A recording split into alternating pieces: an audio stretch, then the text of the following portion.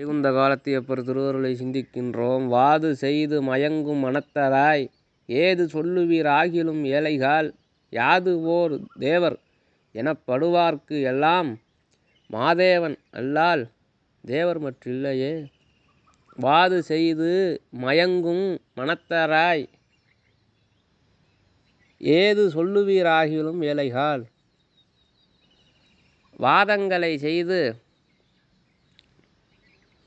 மயக்கக்கூடிய வார்த்தைகளாலே ஏது சொல்லுவீர் ஆகிலும் ஏழைகால் அறிவற்றவர்களே. பொய்யான வார்த்தைகளை உண்மை போல பேசக்கூடிய வார்த்தை சாமர்த்தியத்தை கொண்டு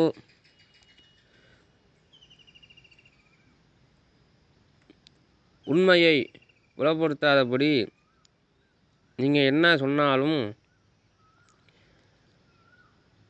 யாது ஓர் தேவர் எனப்படுவார்க்கு எல்லாம் மாதேவன் அலால் தேவர் மற்று இல்லையே. நீங்கள் எந்த தெய்வத்தை சொன்னாலும் சரி, மகாதேவனை தவிர வேறு உலகத்தில் தெய்வம் கிடையாது அப்படிங்கிறார். எல்லா தெய்வத்து உள்ளும் இருந்து அந்த தெய்வத்தை இயக்கக்கூடியவன் ஈஸ்வரனே. அதான் எரி சுடுவதல்லால் இரும்பு சுடுமோ அரியயர்க்கும் மார்க்கும்னு வரிசையாக நம்ம இவர் உருஞான சம்பந்தர் அருளி செய்தது போல, எப்படி ஒரு இரும்பு சுடுதுன்னா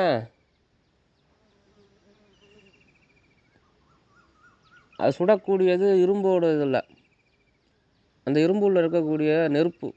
ஒரு பழுக்க வச்ச இரும்பு சுடுதுன்னா அந்த இரும்புள்ள இருக்கக்கூடிய நெருப்பு தான் நம்ம கையை சுடுது, சாதாரண இரும்பு சுடாது. அதுபோல் இத்தனை தெய்வங்களும் இத்தனை தொழில்களை இத்தனை அருளை செய்யுதுன்னா அந்த தெய்வங்கள் உள்ளே இருக்கக்கூடிய மகாதேவன் தான், தேவர்களுக்கெல்லாம் தேவனான பரமேஸ்வரன் தான் அந்த தெய்வங்கள் உருவத்திலிருந்து தெய்வங்கள் உள்ளே இருந்து செய்கிறான் அப்படிங்கிறத மற்ற தெய்வங்களால்